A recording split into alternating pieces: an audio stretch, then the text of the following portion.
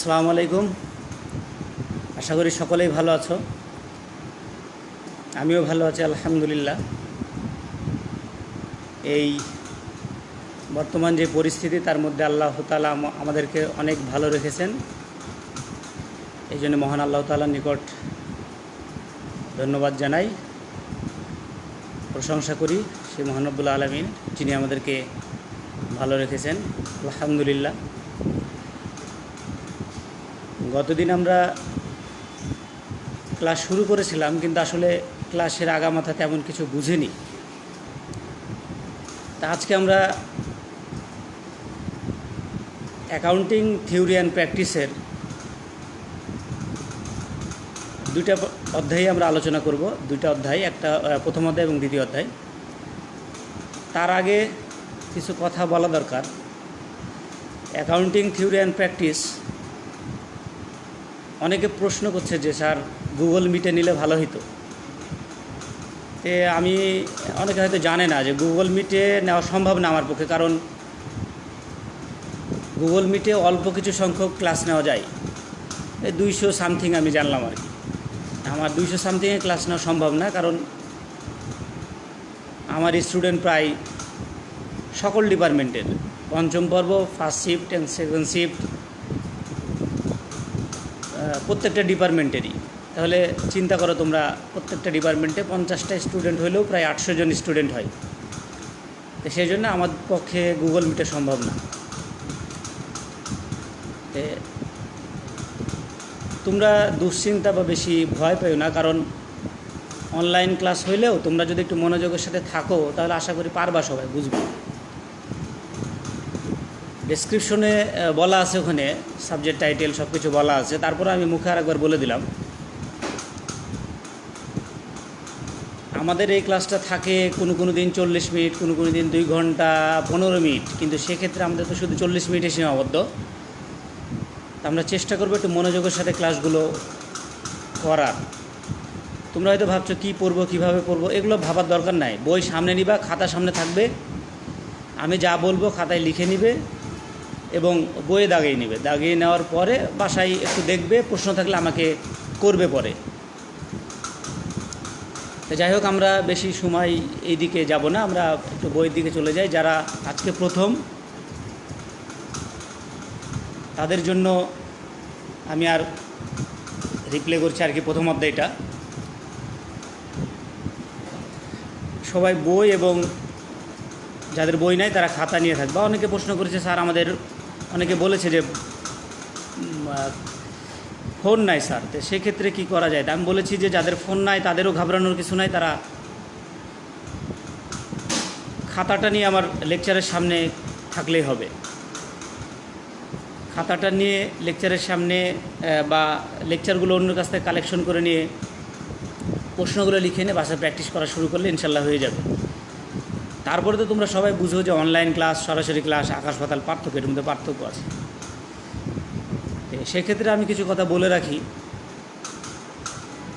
Online class যেভাবে হচ্ছে হোক, তোমরা সাথে থাকো। পাশাপাশি আমি, যেহেতু সবাই আমার স্টুডেন্ট, অনেকে ভয় পায় অ্যাকাউন্টিং নিয়ে, কি করব, কিভাবে কি শুরু করব না করব কিছু বুঝে না। সেক্ষেত্রে আমি একটু ভয় দিয়ে রাখি যে আমি তোমাদের জন্য একটু পরিশ্রম করছি। সর্বোচ্চ হয়তো এই মাসের, আজকে তো কয় তারিখ, 14 তারিখ, এই মাসের শেষের দিকে ইনশাল্লাহ হয়তো পেয়ে যাবা। মানে আমি তোমাদের জন্য যতটা সহজভাবে করা যায়, সাজেশন উইথ প্র্যাকটিস এটা করছি। এটা সবাই আমার সাথে নক করে যোগাযোগ করে নিও, তাহলে হবে, অসুবিধা নেই। ভয় পাওয়ার কিছু নাই। লেকচারের পাশাপাশি তাহলে সাজেশনের সাথে তোমরা অনুশীলন করলে ইনশাল্লাহ ফেল করা যে ভয়, এটা থাকবে না। মানে অনেকে ভয় পায়, যেহেতু থিওরি 30 এবং অঙ্ক 30, অঙ্ক 3টা অঙ্ক থাকে, 2টা করতে হয়।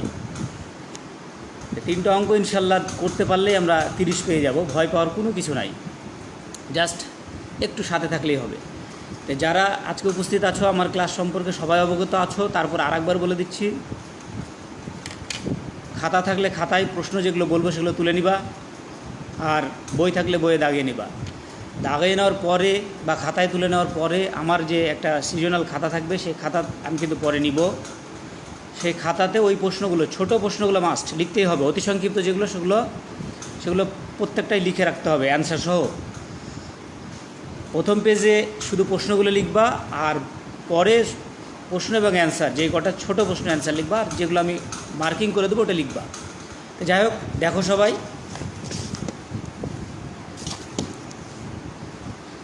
প্রথম অধ্যায় আমরা একটু দেখাই দিব, নতুনদের জন্য একটু সুবিধা হবে, যেহেতু প্রথম সপ্তাহটা আমাদের বুঝতে বুঝতে চলে গেছে।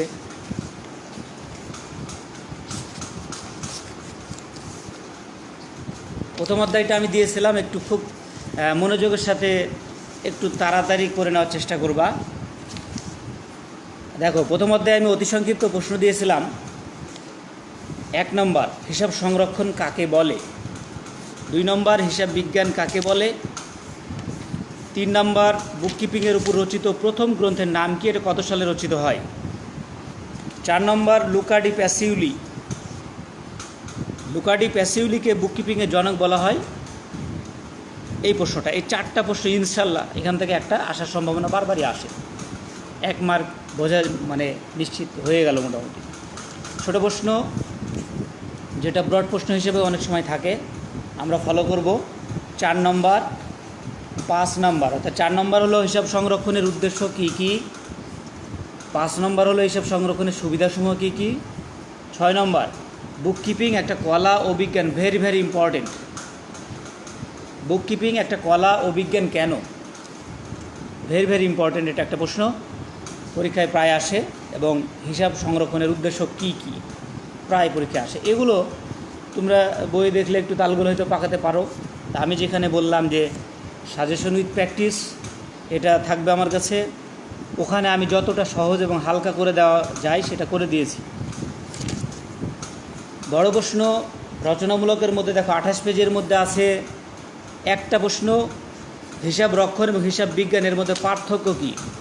এই প্রশ্নটা তোমরা বইয়ে অনেক বড় আকারে পাবা, এত বড় আকারে পড়লে তোমরা ভয় পাবা, আগেই পড়বা না। এই প্রশ্নটা প্রায় আসে পরীক্ষায়। হিসাব সংরক্ষণ এবং হিসাব বিজ্ঞানের মধ্যে পার্থক্য কি, 2 মার্কস। এখানে 2 মার্কসের জন্য এই প্রশ্নটা অবশ্যই ছেড়ে দেওয়া যাবে না। তাহলে আমাদের ইম্পর্টেন্ট প্রশ্ন হলো এখানে 6 নম্বর, বুককিপিং একটা কলা ও বিজ্ঞান কেন, আর হিসাব রক্ষণ এবং হিসাব বিজ্ঞানের মধ্যে পার্থক্য কী।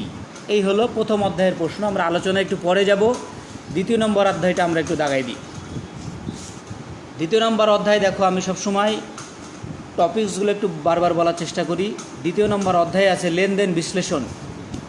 ইংলিশ দেখো লেখা আছে ট্রানজ্যাকশনস অ্যানালাইসিস। কেন আমরা এগুলো বারবার দেখব? আমরা যদি অধ্যায়গুলো দেখে থাকি, অধ্যায়গুলোর টপিকস অর্থাৎ টপ পেজের শিরোনামটা যদি দেখে থাকি, তাহলে আমরা বুঝতে পারবো বা পরীক্ষার হলে মনে থাকবে যে ওই জায়গাতে আমাদের কী ধরনের প্রশ্ন ছিল বা কী ধরনের প্রশ্ন থাকতে পারে। অনেক সময় এই লেনদেন কথাটা যদি মনে থাকে, তাহলে এখান থেকে যদি প্রশ্ন আসে তাহলে আমরা অত্যন্ত সহজেই বুঝতে পারবো এবং অ্যান্সারও করা সম্ভব হবে। অর্থাৎ শিরোনাম মনে থাকলে আমাদের প্রশ্নটাও প্রায় মনে থাকে। প্রশ্ন মনে যদি না থাকে আমরা উত্তর করতে পারবো না। এই জন্য আমি প্রশ্নের উপরে বেশি জোর দেওয়ার চেষ্টা করি, কারণ প্রশ্ন যদি মনে না থাকে অ্যান্সার করা সম্ভব না। এই জন্য প্রশ্নটাকে আমরা একটু বেশি রিয়েলাইজ করার চেষ্টা করব। তাহলে 29 নম্বর পেজে বা পৃষ্ঠায় দেখো লেখা আছে অধ্যায় 2, লেনদেন বিশ্লেষণ, ট্রানজ্যাকশনস অ্যানালাইসিস। প্রথম অধ্যায় ছিল আমাদের, প্রথম অধ্যায়টাতে ছিল দেখো আমাদের প্রথম অধ্যায়ে বলা আছে যে হিসাব বিজ্ঞান এবং হিসাব রক্ষণ, হিসাব বিজ্ঞান এবং হিসাব রক্ষণ। হিসাব বিজ্ঞানটা কি, রক্ষণটা কি। 2 অধ্যায়ে বলছে লেনদেনটা কি। অনেকে বলে যে আমরা কিভাবে বুঝবো, কিভাবে পড়বো, কিছুই বুঝি না। যদি আমরা ধারাবাহিকভাবে একটু একটু করে ধরতে থাকি, ইনশাল্লাহ আস্তে আস্তে বুঝে যাব, ভয় পাওয়ার কিছু নাই। কিন্তু লাইন ব্রেক করলেই ক্লাস যদি আমরা মিস করি, ভালো বা খারাপ যেটাই হোক না কেন, ওখানে দেখবা যে সম্পূর্ণ কথা তোমার ভালো না লাগলেও কিছু কথা ভালো লাগবে, কিছু কথা থেকে তোমার শিক্ষা হয়ে যাবে। এই জন্য আমি বলি পুরা ক্লাসটা উপস্থিত থাকার জন্যে। তাহলে প্রথম অধ্যায় আমাদের হিসাব রক্ষণ এবং হিসাব বিজ্ঞান, আর 2 অধ্যায় হলো আমাদের লেনদেন বিশ্লেষণ। কেন বলছি, একটা প্রশ্ন আসে, বড় প্রশ্ন, যে যেখানে বলাই থাকে যে এরকম একটা প্রশ্ন থাকে, হিসাব চক্র নামে একটা প্রশ্ন থাকে, যেখানে যদি আমরা অধ্যায়ের টপিকসগুলো খালি বলে দিই তাহলে ইনশাল্লাহ ওই প্রশ্নের 2 মার্কস একদম সহজেই হয়ে যায়, প্রশ্নটা প্রায় আসে। তাহলে যাই হোক আমরা প্রশ্নগুলো একটু দাগাই দিই। পেজ নম্বর দেখো 34 অর্থাৎ 34, অনুশীলনী 2। দেখো লেনদেন কি, প্রশ্নটা খুব গুরুত্বপূর্ণ না হলেও আমরা একটু পড়তে পারি। লেনদেন কি 1 নম্বর। 2 নম্বর, কারবারি লেনদেন বলতে কি বোঝো? ভেরি ভেরি ইম্পর্টেন্ট প্রশ্ন। তোমাদের সামনে যাদের বই আছে তারা দেখতেই পাচ্ছ। অবশ্যই মানে লিখে রাখতেও যদি কষ্ট হয় তাও খাতায় যদি খুব সময় মেনটেন করতে না পারো তাড়াতাড়ি অনুশীলনী 2, 1, 2 অতি সংক্ষিপ্ত 1, 2 এভাবে লিখে রাখবা। পরবর্তীতে 1, 2 খুঁজবা, এই বইয়ে খুঁজে তোমার কাছে যেই বই থাকবে সেই বই মিলাই নিবা, তাহলে আর অসুবিধা হবে না। যাই হোক 2 নম্বর, কারবারি লেনদেন বলতে কি বোঝো? 3 নম্বর, দ্বৈত সত্তা কি? 3 নম্বর, দ্বৈত সত্তা কি? খুবই ভালো প্রশ্ন। 5 নম্বর, অনগদ লেনদেন কি? 7 নম্বর, অদৃশ্যমান লেনদেন। 10 নম্বর, প্রতিটি লেনদেনে কয়টি পক্ষ জড়িত থাকে উল্লেখ করো। এবং 15 নম্বর, হিসাব নিকাশের ভিত্তি। এই প্রত্যেকটা প্রশ্নই একটা দুটো কথার উপর ভিত্তি করে নির্ভর করে। হ্যাঁ, তাহলে এক্ষেত্রেও আমি বলছি যে তোমরা মানে ভয় পাওয়ার কিছু নেই, প্রশ্ন অনেকগুলাই হচ্ছে। তোমাদের প্রশ্নের ধরন হলো 10টা প্রশ্ন থাকবে অতি সংক্ষিপ্ত 10 মার্কস, আর 10টা প্রশ্ন থাকবে সংক্ষিপ্ত 2 মার্কস করে থাকবে 20, এই হলো 30। আর 3টা অঙ্ক থাকবে, 2টা করতে হবে, এই 2টা হলো একটা 20 একটা 10। তাহলে কত মজা না, 10 মার্কের একটা অঙ্ক এবং 20 মার্কের একটা অঙ্ক, 30 মার্ক। তাহলে অতি সংক্ষিপ্ত যদি আমরা ঠিক করি তাহলে 10 একদম সহজ, আর যদি অঙ্ক 2টা ঠিক করি তাহলে 30, 40 একদম ইজি। আর 2টা 3টাও যদি আমি সংক্ষিপ্ত পারি বা 4টাও যদি পারি তাহলে দেখবো 35, তোমাদের 40, 45, 60-এর মধ্যে 45, 50 পেয়ে যাওয়া একবার ইজি। তাছাড়া আমার হাতে তোমরা যে প্র্যাকটিক্যাল করবা, আমাদের ক্লাস প্র্যাকটিস উপস্থিত থাকবা, খাতা মেনটেন করবা, এই সমস্ত বিষয়ের উপর নির্ভর করে আমি দিব 90। তাহলে চিন্তা করো 45 বা 50 আর 90 140, বিশাল ব্যাপার। মানে হাসতে হাসতে সেই রেজাল্ট হবে। যদি শুধু ক্লাসের সাথে থাকো, পাশাপাশি আমার সাথে একটু যোগাযোগ করতে হবে, কারণ অনেক কিছু অজানা তথ্য অনলাইনে সম্ভব না, যেটা তুমি ফোন করলে জেনে যাবা। তো যাই হোক, এবার আসি আমরা সংক্ষিপ্ত প্রশ্নে। সংক্ষিপ্ত প্রশ্ন দেখো 3 নাম্বার, লেনদেনে দ্বৈত সত্তা বলতে কি বোঝো? প্রত্যেকটি ঘটনা লেনদেন নয়। 4 নম্বর প্রশ্ন, প্রত্যেকটি ঘটনা লেনদেন নয় কিন্তু প্রত্যেকটি লেনদেনই ঘটনা। ভেরি ভেরি ইম্পর্টেন্ট প্রশ্ন, পরীক্ষায় আসেই। তার মানে কি, আমি কিন্তু তোমাদেরকে 2, 2, 4, ওদিকে 3, এদিকে 2, 5 মার্কের ব্যবস্থা করেই দিয়েছি। জাস্ট খালি একটু মনোযোগের সাথে রিয়েলাইজ করতে হবে। এগুলো আমরা থিওরি পড়ব, থিওরি পড়ে হিসাব বিজ্ঞান সম্পর্কে ধারণা নেওয়ার পরে আমরা প্র্যাকটিসে যাব, ঠিক আছে? এই থিওরিগুলো যত তাড়াতাড়ি এগিয়ে নেওয়া যায় ততই আমাদের জন্য ভালো হবে আর কি। তাহলে কি বললাম? 3 নম্বর প্রশ্ন, দ্বৈত সত্তা বলতে কি বোঝো? এই দ্বৈত সত্তা বলতে কি বোঝো আমরা সংক্ষিপ্তের মধ্যে পেয়ে গেছি, একটা বললেই 2টা হবে। প্রত্যেকটি ঘটনা লেনদেন নয় কিন্তু প্রত্যেকটি লেনদেনই ঘটনা। 4 নম্বর প্রশ্ন, খুবই ভালো একটা প্রশ্ন। 5 নম্বর প্রশ্ন, লেনদেন সর্বদা অর্থের মাপকাঠিতে নিরূপণযোগ্য। এটাও খুব ভালো প্রশ্ন, পরীক্ষায় প্রায় আসে। এবার আসো বড় প্রশ্ন। বড় প্রশ্ন আমরা যাই 38 নম্বর পেজ, রচনামূলক দেখো লেখা আছে 2 নম্বর, কারবারি লেনদেনের প্রধান বৈশিষ্ট্যসমূহ বর্ণনা করো। অথবা লেনদেনের 3টি বৈশিষ্ট্য, অথবা কারবারি লেনদেনের 4টি বৈশিষ্ট্য, অথবা লেনদেনের 2টি বৈশিষ্ট্য। 4টা 5টা প্রশ্নই আছে, ভালো করে একটু দেখে নিবা, কারণ অনেক সময় 2টা প্রশ্ন বলা আছে যে লেনদেনের 2টি, আর পারে না অনেক স্টুডেন্ট। এই জন্য প্রশ্নগুলো সবগুলো দেখবা যেন তোমাদের সুবিধা হয়। দেখো যাদের সামনে বই আছে তারা পাশে যে সালগুলো দেওয়া আছে তা দেখেই বুঝতে পারছো যে এই প্রশ্নটা কেমন গুরুত্বপূর্ণ। তবে বইয়ে যে উত্তরটা দেওয়া আছে এটা দেখলে তোমরা একটু ঘাবড়িয়ে যাবে, ভয় পাবা। তো এতে ভয় পাওয়ার কিছু নাই, ইনশাল্লাহ সাজেশন উইথ প্র্যাকটিস এটা তো থাকছেই। যদি তোমাদের প্রয়োজন মনে করো তাহলে সেখান থেকেই এটা অত্যন্ত সহজভাবে বিশ্লেষণ করা আছে। তো যাই হোক, এই হলো আমাদের লেকচার 1 and 2 এর যে বাসার কাজ পড়াশোনার দেওয়ার কথা ছিল সেগুলো আমি বুঝিয়ে দিলাম। এখন তোমরা কেউ বলতে পারবে না যে বাসায় আসলে কি করব। বাসায় এই প্রশ্নগুলোকে তোমাদেরকে রিয়েলাইজ করতে হবে। আমি এখন একটু বলে দিয়ে হালকা করে দিব, মানে অ্যান্সারগুলো কিভাবে কি করতে হবে এটা বলে দিয়ে হালকা করে দিব। তার আগে তোমাদেরকে খুব এই জায়গাটা ভালোভাবে মনোযোগের সাথে থাকো। যাদের কাছে খাতা আছে তারা খাতায় লিখবা, যাদের কাছে বই আছে তারাও খাতায় লিখবা। কারণ অনেক সময় বইয়ে দেখানো কথা মনে থাকে না। কি কথা বললাম যদি ওই সেই কি বলে সাংবাদিকদের মতো যদি টুকে রাখো পয়েন্ট আকারে বা ছোট ছোট কথা পুরাটা না লিখে একটু কথা হেডিং টপিক্সের প্রথম, তাহলে দেখবা পরবর্তীতে মনে পড়বে ওই কথাগুলো দেখে। এখানে অলসতা করো না, অলসতা তো জানোই। যদি তোমরা সবাই মনে করো যে সবাই বলে যে অ্যাকাউন্টিং কঠিন, আসলে কঠিন পৃথিবীতে সব কিছুই। সকালবেলা ঘুম থেকে উঠে ফজরের নামাজ পড়াও কঠিন, কিন্তু যে পড়ছে সে সাকসেস। যে নিয়মিত অনুশীলন করছে সে সাকসেস, যে নিয়মিত নাই সে ফেল অর্থাৎ ব্যর্থ, তার কাছে কঠিন। কিন্তু যে নিয়মিত থাকে তার কাছে একদম সহজ। সবাই একই রকম জিনিস করবে তাহলে রেজাল্ট তো একই হবে। এই জন্য ব্যতিক্রম কিছু সবাইকে করার চিন্তা ভাবনা করতে হবে।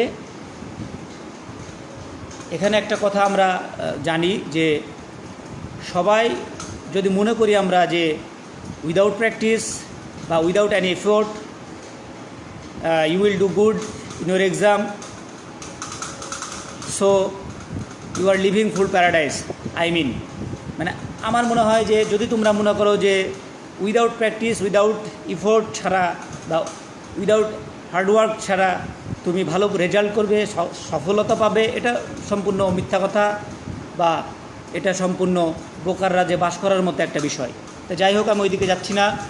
এখন তোমরা যেটা মনে রাখবা সেটা হলো যে প্রশ্নগুলো বাসায় লিখতে হবে, যেহেতু অধ্যায় 2 আমার সামনে আগে আছে তাই আমি অধ্যায় 2টা আগে বলছি। অধ্যায় 2-এ যে ছোট প্রশ্নগুলো আমি দিলাম তার মধ্যে 1, 2, 3 এবং 4 এটা খাতায় লিখতে হবে অ্যান্সার সহ। 1, 2, 3 এবং 5 1, 2, 3 এবং 5 এগুলো খাতায় লিখতে হবে অ্যান্সার সহ। আর সংক্ষিপ্ত প্রশ্ন 4 নম্বর, প্রত্যেকটি ঘটনা লেনদেন নয় কিন্তু প্রত্যেকটি লেনদেনই ঘটনা, এটা বাসায় লিখতে হবে, বাসায় লিখে রাখবা। পরে কিন্তু কেউ বলবা না, এটা কিন্তু লাইভ থাকছে, কেউ বলতে পারবা না যে স্যার আগে তো জানিনি কীভাবে লিখবো এই কথা কিন্তু কেউ আর বলতে পারবা না। খাতায় লিখে রাখবা। আমি খাতা যখন নিব প্রত্যেকটা বিষয় স্টুডেন্টকে সামনে রেখে আমি মিলাই নেব এগুলো। যাই হোক, এগুলো খাতায় লিখে, এই 2 নম্বর অধ্যায়ের এটা কাজ। আর একটা, যদি খুব ভালো স্টুডেন্ট যারা খুব ভালো প্র্যাকটিস করে, যারা লেখাপড়ার প্রতি খুবই নেশা যাদের, তারা রচনামূলক 2 নম্বর প্রশ্নটাও লিখবা, তবে অত বড় আকারে লিখবা না, ওটা ছোট আকারে একটু লিখতে হবে। অত বড় লিখতে হলে এনার্জি থাকবে না বা ওইটাই তখন লেখার প্র্যাকটিস হবে। এবার আমরা 1 নম্বর অধ্যায়ে যাই। কি লিখতে হবে সেটা একটু বলে দিই। দেখো, অধ্যায় নম্বর 1, 2 অতি সংক্ষিপ্ত 1, 2, 3 এবং 4 এই 4টা অতি সংক্ষিপ্ত প্রশ্ন অ্যান্সার সহকারে খাতায় লিখে রাখবা অধ্যায়ের নাম দিয়ে। এবং খাতার টপ পেজে, খাতা তো আমার একটা থাকবে, সেই টপ পেজে আমার নাম, সাবজেক্টের নাম, সাবজেক্ট কোড এবং প্র্যাকটিক্যাল কত নম্বর লেকচার সব কিছু খাতায় লেখা তো থাকবে। টপ পেজে এগুলো লেখা থাকবে, ডিপার্টমেন্ট, রোল সব কিছু লেখা থাকবে, যেন তোমাকে দেখলেই চেনা যায়, বোঝা যায়। যাই হোক, এই হলো লেখার বিষয়। আর বড় প্রশ্ন কী লিখবা একটু বলে দিই। বড় প্রশ্ন লিখবা হলো বুককিপিং একটা কলা ও বিজ্ঞান কেন, এই প্রশ্নটা লিখবা। আর খুব ভালো স্টুডেন্ট যারা, তাদের জন্য আবারও একই কথা, 5 নম্বর হিসাব সংরক্ষণের সুবিধা কী এটা সহ লিখবা। হিসাব রক্ষণের উদ্দেশ্য সমূহ এটা কি, এটা লিখবা। এটা আর হলো 6 নম্বরটা। আচ্ছা, এই হলো আমাদের বাসার কাজ অর্থাৎ হোমওয়ার্ক দিয়ে দিলাম। এখন আমরা একটু লেকচারে যাব, একটু বোঝানোর জন্য আমরা যাব। দেখো, আমরা এতক্ষণ যে প্রশ্নগুলো দিলাম সবাই একটু হালকা করে টুকে নিই। এখন আমরা মেন কথাগুলো বলবো, যেগুলোতে তোমাদেরকে পড়তে একটু মনোযোগী করবে বা কোনো প্রশ্ন মনে আসবে না। একটু মনোযোগের সাথে শুনতে হবে। দেখো প্রথম অধ্যায়টা আমাদের কি আছে, তোমরা যদি একটি শিরোনামটা লিখে রাখো, দেখো হিসাব রক্ষণ এবং হিসাব বিজ্ঞান আছে। আমরা খুব ছোট আকারে বলে আমরা চলে যাব। হিসাব রক্ষণ এবং হিসাব বিজ্ঞানটা কি? হিসাব রক্ষণটা বলতে গেলে আমাদেরকে আগে যেতে হবে হিসাব বিজ্ঞানটা কি। এখানে হিসাব বিজ্ঞান কি বা হিসাব বিজ্ঞান কাকে বলে, দেখো এই কথাটার মধ্যে দুটো শব্দ আছে, একটা হলো হিসাব এবং একটা হলো বিজ্ঞান। আমরা সকলেই জানি হিসাব কি এবং বিজ্ঞান কি। হিসাব মানে আমরা জানি যে হিসাবের আবিধানিক অর্থ বলতে আমরা যেটা বুঝি সেটা হলো গণনা করা। যে কোনো কিছু গণনা করলে সেটা আমরা হিসাব বুঝি। এছাড়া হিসাব কিন্তু অনেকভাবে বলা যায়, হিসাব অনেকভাবে বলা যায়। যেমন আমরা ম্যাথ করি, এটাও হিসাব। তো হিসাব আমরা বলি যে আবিধানিক অর্থে গণনা করা বোঝায়, এটা হিসাব।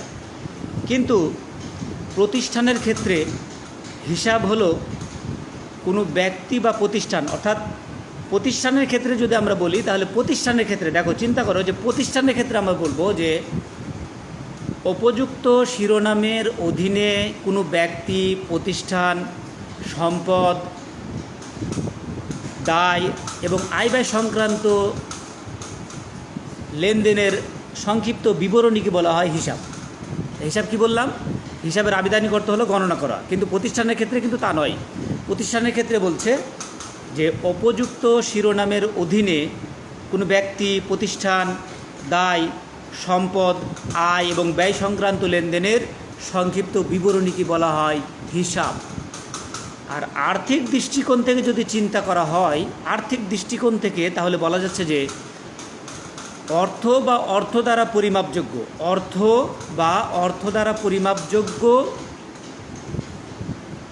কার্যাবলীকে বলা হয়, অর্থ বা অর্থ দ্বারা পরিমাপযোগ্য কোনো প্রতিষ্ঠানের লেনদেন সংক্রান্ত কার্যাবলী বা লেনদেন সংক্রান্ত আদান প্রদান, এটাকে বলা হয় হিসাব। আর বিজ্ঞান হলো কি জিনিস আমরা জানি সবাই, যে কোনো বিষয় সম্পর্কে সুশৃঙ্খল জ্ঞান অর্জন করা, কোনো বিষয় সম্পর্কে সুশৃঙ্খল জ্ঞান, দীর্ঘদিন রিসার্চ করার পরে যুক্তিসঙ্গত বা সর্বজন স্বীকৃত যে সূত্র, সেটাকে বলা হয় জ্ঞান। ওই জ্ঞানটা, অর্থাৎ জ্ঞান বলতে সাধারণভাবে আমরা বলতে পারি যে কোনো বিষয় সম্পর্কে সুশৃঙ্খল জ্ঞানকে বলা হয় বিজ্ঞান। তাহলে হিসাব কি, বিজ্ঞান কি, আমি আমার ছোট্ট জ্ঞানে বোঝানোর চেষ্টা করেছি। তোমরা একবারে না বুঝলে কয়েকবার শুনে বুঝে নিবা, তোমাদের বই হয়তো এইভাবে নাও থাকতে পারে। তাহলে হিসাব বিজ্ঞান কি বা হিসাব কি, এটা আমরা এখানে বোঝানোর চেষ্টা করলাম। তাহলে আমরা এক বাক্যে যদি বলতে যাই তাহলে হিসাব বিজ্ঞান কি? হিসাব বিজ্ঞান কি? হিসাব বিজ্ঞান হলো এমন একটি প্রক্রিয়া, প্রক্রিয়া মানে কাজ। হিসাব বিজ্ঞান হলো এমন একটি প্রক্রিয়া যার মাধ্যমে কোনো ব্যক্তি বা প্রতিষ্ঠানের আর্থিক কার্যাবলী যেমন খরচ পরিশোধ, আয় আদায়, সম্পদ ক্রয় বিক্রয়, পণ্য ক্রয় বিক্রয়, দেনাদার হতে পাওনা টাকা আদায় এবং পাওনাদারকে বাকি বা ঋণের টাকা পরিশোধ ইত্যাদি বিষয় একটা নির্দিষ্ট বইতে লিপিবদ্ধ করা এবং নির্দিষ্ট সময় শেষে প্রতিষ্ঠানের আর্থিক কার্যাবলীর অবস্থা নির্ণয় করা, এটা হলো হিসাব। তাহলে হিসাব কি? আমি বললাম যে এমন একটি প্রক্রিয়া, যেহেতু এই বিষয়গুলো আমাদের প্রথমে জানা দরকার, এই জন্য ভালোভাবে বলছি। হিসাব এমন একটি প্রক্রিয়া যার মাধ্যমে কোনো ব্যক্তি বা প্রতিষ্ঠানের আর্থিক কার্যাবলী যেমন খরচ পরিশোধ, সম্পদ ক্রয় বিক্রয়, আয় আদায়, আয় পরিশোধ, তারপরে দেনাদার থেকে পাওনা টাকা আদায়, পাওনাদারকে তার পাওনা টাকা বা ঋণ পরিশোধ করা ইত্যাদি বিষয় একটা নির্দিষ্ট বইয়ে লিপিবদ্ধ করা, এটা হলো হিসাব বিজ্ঞান। তাহলে হিসাব বিজ্ঞান কি আমরা জানলাম। হিসাব বিজ্ঞান কাকে বলে যদি আমরা বলি, আরও সহজভাবে আমরা বলতে পারবো, সেটা হলো যে কোনো ব্যক্তি বা প্রতিষ্ঠানের, এখানে একটা কথা খেয়াল করবা যে কোনো ব্যক্তি বা প্রতিষ্ঠান কথার বারবার আসছে, কারণ ব্যবসা ক্ষেত্রে কোনো ব্যক্তি থাকে অথবা কোনো প্রতিষ্ঠান থাকে, এই জন্য বলা হচ্ছে কোনো ব্যক্তি বা প্রতিষ্ঠানের আর্থিক লেনদেনসমূহ শনাক্তকরণ, লিপিবদ্ধকরণ, শ্রেণীবদ্ধকরণ এবং আর্থিক বিবরণী প্রস্তুতের মাধ্যমে আর্থিক ফলাফল নির্ণয় করে এবং সম্পদ ও দায়, এখানে দেখো সম্পদ ও দায়, এই বিষয়গুলো আমরা পরে জানবো, যে দায় কি সম্পদ কি এগুলো পরে জানবো। এখন আমরা বুঝতে চেষ্টা করব না, জাস্ট আমরা সংজ্ঞাটাই মুখস্থ করে নেওয়ার চেষ্টা করব। তাহলে কী বলছে, সম্পদ ও দায়ের প্রকৃত অবস্থা নির্ণয়, সম্পদ ও দায়ের প্রকৃত অবস্থা নির্ণয় করে সংশ্লিষ্ট ব্যবহারকারীদের নিকট তথ্য সরবরাহ করার কার্যক্রমকে বলা হয় হিসাব বিজ্ঞান। তাহলে আশা করি আমি বোঝাতে সক্ষম হয়েছি যে হিসাব বিজ্ঞান কাকে বলে। আর হিসাব রক্ষণটা কি আমরা এখন একটু জানি। সহজভাবে আমরা বলতে পারি যে কোনো ব্যক্তি বা প্রতিষ্ঠানের আর্থিক বা বাণিজ্যিক, দেখো কোনো ব্যক্তি বা প্রতিষ্ঠানের আর্থিক বা বাণিজ্যিক লেনদেনগুলো, আর্থিক বা বাণিজ্যিক লেনদেনগুলো টাকার অঙ্কে লিপিবদ্ধ করার কলাকৌশলকে বলা হয় হিসাব রক্ষণ। কি বললাম, যে কোনো ব্যক্তি বা প্রতিষ্ঠানের আর্থিক ও বাণিজ্যিক লেনদেনগুলোকে টাকার অঙ্কে হিসাবের বইতে যথাযথভাবে লিপিবদ্ধ করার কলাকৌশলকে বলা হয় হিসাব রক্ষণ। এটা মনে রাখার জন্য তোমরা মনে করতে পারো যে হিসাব রক্ষণ মানে সকল কিছুকে সুন্দরভাবে সাজিয়ে রাখা, একটা নিয়ম মেনটেন করে, একটা সূত্র বা একটা জ্ঞান, যেটা বলতে হিসাব বিজ্ঞান, একটা জ্ঞান ব্যবহার করে প্রতিষ্ঠানের দৈনন্দিন কার্যাবলীর হিসাবগুলোকে একটা নির্দিষ্ট শিরোনামে সাজিয়ে রাখা, একটা নির্দিষ্ট শিরোনামের অধীনে নির্দিষ্ট নিয়মে সাজিয়ে রাখাকে বলা হয় হিসাব রক্ষণ। এই কথাগুলো কিন্তু তোমরা বইয়ে পাবা না, যার ফলে হয় এটা দেখবো অথবা সাজেশন উইথ প্র্যাকটিস, এটা একটু সংগ্রহ করলে ভালো হয়, তাহলে তোমাদের জন্য ভালো হবে। আচ্ছা, যাই হোক, তাহলে আমরা হিসাব রক্ষণটা পাইলাম, হিসাব বিজ্ঞানটাকে পাইলাম, হিসাব বিজ্ঞান কাকে বলে এটা পাইলাম, এবং হিসাব বিজ্ঞানের মধ্যে দুটি শব্দ থাকে তার মানেটাও আমরা পেয়ে গেছি। এখন আসি, আমরা বলতেই পারি, অনেকে প্রশ্ন করতেই পারে যে হিসাব বিজ্ঞানটা আসলে কেনই বা করবো আর কীভাবেই বা শুরু হইল, এটা আমরা বলতে পারি। দেখো, হিসাব বিজ্ঞান মানুষ কিন্তু শুরুতে করেনি। প্রাচীনকাল থেকে মানুষের ক্রমবর্ধমানের পাশাপাশি হিসাব বিজ্ঞানের শুরু হয়েছে, কথাটা ঠিক। তবে কবে, কোথায়, কখন, কিভাবে হিসাব বিজ্ঞানের ব্যবহার শুরু হয়েছে তা স্পষ্ট নয়। তবে প্রাচীনকাল থেকে মানুষ যখন বনজঙ্গলে বা পাহাড় গুহায় বসবাস করত, তখন মানুষ তাদের দৈনন্দিন জীবিকা নির্বাহ করত পশু শিকার করে। আর এই পশু শিকারের হিসাবটা তারা দৈনন্দিন যে শিকার করত তার হিসাবটা তারা কি করত, গুহায় খোদাই করে বা দাগ কেটে তারা এই দৈনন্দিন শিকারের হিসাব তারা রাখত।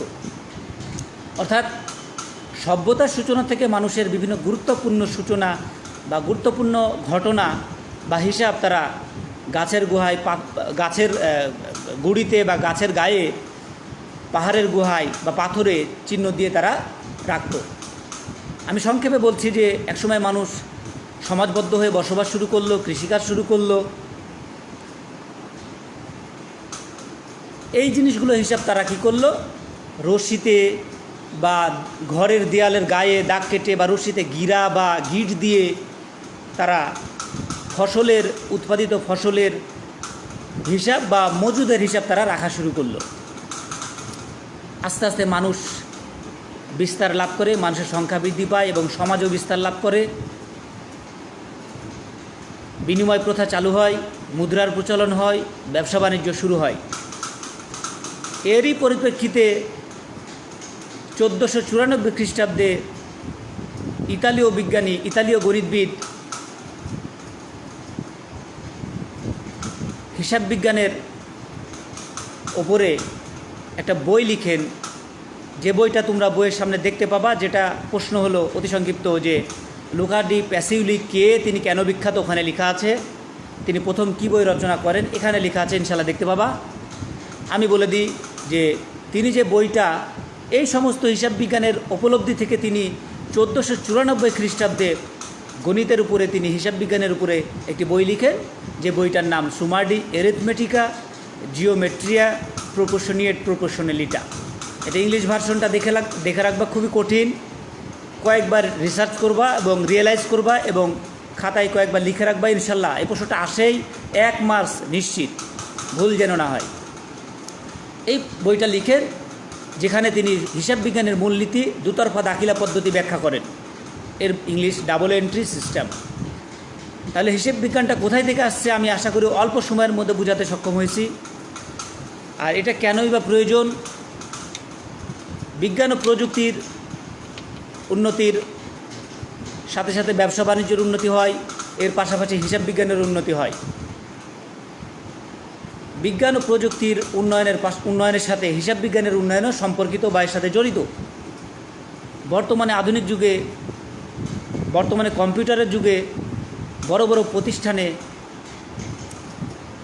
হিসাবের বইতে হাতে হিসাব করার পরিবর্তে কম্পিউটারের মাধ্যমে হিসাব রাখা শুরু হয়েছে, সেটা হিসাব বিজ্ঞানের জ্ঞান ব্যবহার করেই।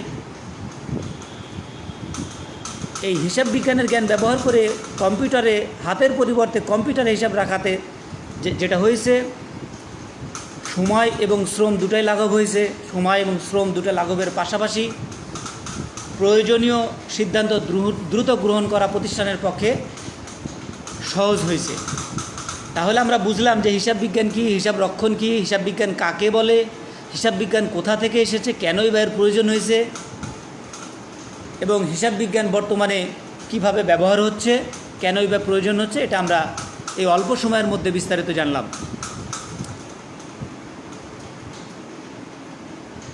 আমরা প্রথম অধ্যায়ের আলোচনা শেষে, অল্প সময় আছে আমাদের হাতে। আমরা এখন যাব দ্বিতীয় অধ্যায় আলোচনায়, কারণ আমাদের হাতে সময় বেশি নাই, অলরেডি 1 সপ্তাহ পার হয়ে গেছে। 2 নম্বর অধ্যায়ে অল্প সময়, আর 5 মিনিটের মধ্যে আমি ছেড়ে দিব। 2 নম্বর অধ্যায় দেখো, বলছে যে লেনদেন কাকে বলে, ট্রানজ্যাকশনস অ্যানালাইসিস। 2 নম্বর অধ্যায়ে হেডিংটাই হলো আমাদের লেনদেন কাকে বলে।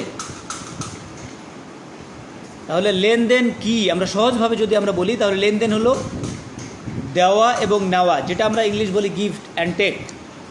একটি পক্ষ দিবে আর একটি পক্ষ নিবে, অর্থাৎ একটি পক্ষ সুবিধা দিবে আর একটি পক্ষ সুবিধা গ্রহণ করবে, এটাকে দেওয়া এবং নেওয়া বলা হয়। তবে হিসাব বিজ্ঞানের ভাষায় এটা বলা হয় না। হিসাব বিজ্ঞানের ভাষায় বলা হয় যে বিষয়গুলোর মধ্যে আর্থিক বিষয় জড়িত থাকে, অর্থাৎ যে লেনদেনগুলোকে অর্থ বা অর্থ দ্বারা পরিমাপ করা যায়, বা যে লেনদেনের মাধ্যমে প্রতিষ্ঠানের আর্থিক অবস্থা পরিবর্তন হয়, তাকে বলা হয় লেনদেন। তাহলে কি বললাম, সাধারণভাবে আমরা বলতে পারি কোনো বস্তু বা সেবাকর্ম দেওয়া এবং নেওয়াকে বলা হয় লেনদেন। আর এই লেনদেনের দ্বারা যদি প্রতিষ্ঠানের আর্থিক অবস্থা পরিবর্তন হয়, এই লেনদেনের দ্বারা যদি প্রতিষ্ঠানের আর্থিক অবস্থা পরিবর্তন হয়, তবে তাকে আমরা লেনদেন বলবো। আশা করি ক্লিয়ার করতে পেরেছি, না হলে আরও সহজভাবে পাবা ইনশাল্লাহ। তারপরে 2 নম্বরে আছে, দেখো কারবারি লেনদেন কাকে বলে। কারবারি লেনদেন হলো, কারবার বলতে আমরা কি বুঝি, কারবার বলতে আমরা বুঝি ব্যবসা প্রতিষ্ঠান। অর্থাৎ সাধারণভাবে যদি আমরা বলি তাহলে আগে কি বললাম, লেনদেন কি, যে লেনদেনে প্রতিষ্ঠানের আর্থিক অবস্থার পরিবর্তন হয় তাকে লেনদেন বলে। আর এই লেনদেনটা যদি কারবারে হয় তাহলে সেটা কারবারি লেনদেন। তাহলে এই লেনদেনটা যদি কারবারি হয়, কারবার মানে ব্যবসা, তাহলে ব্যবসায় যে লেনদেন সংগঠিত হয় আর যার ফলে আর্থিক অবস্থার পরিবর্তন হয়, তাকে বলা হয় কারবারি লেনদেন। খুবই ইম্পর্টেন্ট একটা প্রশ্ন, পরীক্ষায় প্রায় আসে। দ্বৈত সত্তা কি, যে লেনদেনের মধ্যে 2টি সত্তা থাকে তাকে দ্বৈত সত্তা বলে। অনগদ লেনদেন কি, খুবই গুরুত্বপূর্ণ একটা প্রশ্ন, অনগদ লেনদেন কাকে বলে। যে লেনদেনের মধ্যে নগদ অর্থ দেওয়া বা পরবর্তীতে চেক দেওয়ার কোনো ব্যবস্থা থাকে না এবং পরবর্তীতে পরিশোধেরও প্রয়োজন হয় না, সেটাকে বলা হয় অনগদ লেনদেন। এটা কিভাবে, এটা পরে ইনশাল্লাহ বুঝবা, এখন বুঝতে যেও না। এখন শুধু সংক্ষেপে এইটুকুই বুঝো যে লেনদেন নগদেও হয় না, পরবর্তীতে চেক দেওয়ারও প্রয়োজন হয় না, পরবর্তীতে পরিশোধেরও প্রয়োজন হয় না, সেটাকে বলা হয় অনগদ লেনদেন। খুবই গুরুত্বপূর্ণ প্রশ্ন এবং ভাইটাল একটা প্রশ্ন। এক্ষেত্রে আমাদেরকে কিন্তু আসতে পারে যে নগদ লেনদেন কি। নগদ তো সবাই জানি যে লেনদেন নগদ হয়, বাকি তো সবাই জানি যে লেনদেন বাকিতে হয়। কারণ নগদ এবং বাকি জানি, তাই এই প্রশ্নটা করা হয়নি, অনগদ লেনদেন প্রশ্নটা করা হয়েছে। তাহলে বুঝতে পারছো যে এটা আসলে কতটা গুরুত্বপূর্ণ।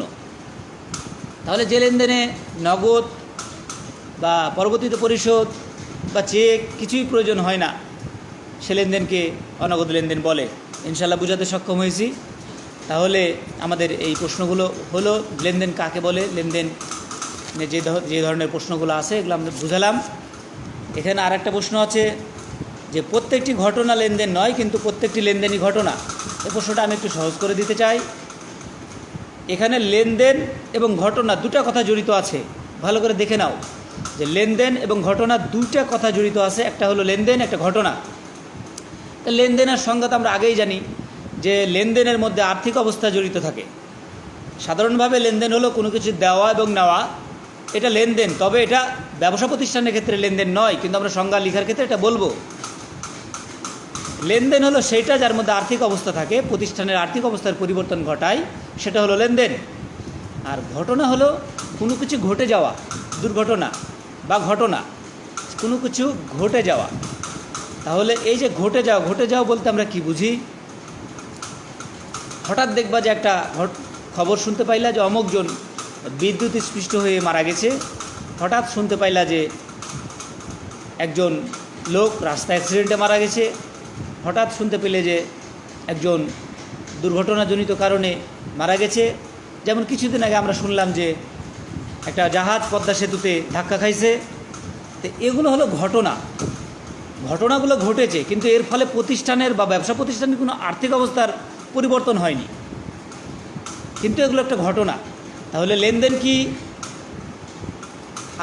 যে ঘটনা আর্থিক অবস্থার পরিবর্তন ঘটায় সেটা লেনদেন, এবং যে ঘটনা ব্যবসা প্রতিষ্ঠানের আর্থিক অবস্থার পরিবর্তন ঘটায় না সেটা ঘটনা। তাহলে এখানে প্রশ্ন আমাদের বলছে প্রত্যেকটি ঘটনা লেনদেন নয়, কিন্তু প্রত্যেকটি লেনদেনই ঘটনা। অর্থাৎ লেনদেনও একটা ঘটনা, কিন্তু সকল ঘটনা লেনদেন না। কেন লেনদেন না? ওই ঘটনার মধ্যে প্রতিষ্ঠানের আর্থিক অবস্থার পরিবর্তন হয়নি। যেমন সমসাময়িক ঘটনা দিয়ে আমি এক্সাম্পল দিচ্ছি, জাহাজ পদ্মা সেতুর পিলারে ধাক্কা লেগেছে, কিন্তু ব্যবসা প্রতিষ্ঠানের আর্থিক অবস্থার পরিবর্তন হয়নি, কিন্তু ঘটনা একটা ঘটে গেছে। তাহলে ওই ঘটনা লেনদেন না, কিন্তু ওটা একটা ঘটনা। আর লেনদেনের মধ্যে ঘটনা এবং লেনদেন দুটাই আছে, যার ফলে বলছে প্রত্যেকটি লেনদেনই ঘটনা, কিন্তু প্রত্যেকটি ঘটনা লেনদেন নয়। আশা করি এই অল্প কথা বলার মাধ্যমে আমি তোমাদেরকে বোঝাতে সক্ষম হয়েছি। না হলে পরে লেকচারটা আবার দেখে নিবা। যাই হোক, আমার ক্লাস টাইমও প্রায় শেষ, বাসার কাজও দিয়েছি আমি। কিন্তু এই লেকচারের কাজগুলো যেগুলো বাসায় লিখতে দিয়েছি, আবারও বলছি, তারা কোনোভাবেই বাহানা বা কোনো যুক্তি উপস্থাপন করবে না। খাতাগুলো যখন আমি চাইব প্রতিষ্ঠানের কর্তৃপক্ষের সিদ্ধান্তের উপর ভিত্তি করে, তখন আমি খাতাগুলো সবার যে কোনো মূল্যে আমি এখানে নিব। তখন কিন্তু ওখানে আমি বুঝে যাব, যদি সশরীরে হাজির করতে পারি তাহলে তখন কিন্তু আমি ওখানে দেখে খাতা মিলাই নিব, প্রত্যেকটা অধ্যায় পার্ট টু পার্ট। যদি সেখানে না মিলেই, ওই যে তোমার যে 90 মার্কস, ভেবে দেখো 90 মার্কস বিশাল ব্যাপার, ভালো রেজাল্টের জন্য খুবই দরকার। শুধু তাই নয়, তুমি একজন ভালো স্টুডেন্ট হিসেবে তোমারও এটা মেনে চলা উচিত। বাসার কাজও শেষ, পড়াও আমাদের শেষ ইনশাল্লাহ। আজকের মতো ক্লাস এখানে শেষ। মহান আল্লাহ তাআলা আমাদের সকলকে সুস্থ রাখুক, এই দোয়ায় আমি আমার ক্লাস শেষ করলাম।